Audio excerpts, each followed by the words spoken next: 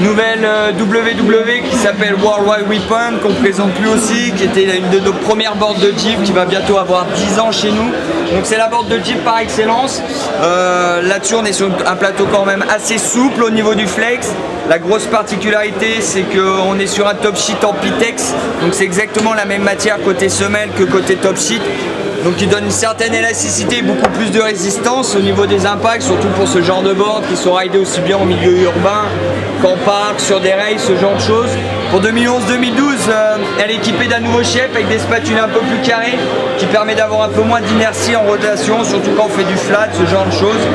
Donc voilà, toujours décliné en classique et en wide, qui reste vraiment chez nous un gros best-seller pour le board de parc, Jeep et rail. Donc Thibaut pour Freeride TV, donc Alex tu as testé pour nous la WWW de chez K2, le board de Jeep, qu'est-ce qu'on a pensé? Moi j'ai trouvé ça super, au début quand tu m'as dit board de Jeep, j'avais peur de l'accroche. En fait ça accroche vraiment super bien, c'est le flatline chez K2, c'est plat au milieu, ça remonte légèrement sur les spatules. Alors c'est une planche qui est assez bananée et pourtant quand on se met sur la carte ça accroche, c'est super joueur, ça pardonne. Et pour le Jeep, je pense que ça doit être vraiment une super planche. Et aussi je pense qu'en puff, ça doit pas mal marcher. Vu que c'est quand même assez banané et tout, je pense que ça doit super bien marcher. C'est une planche qui est vraiment géniale quoi.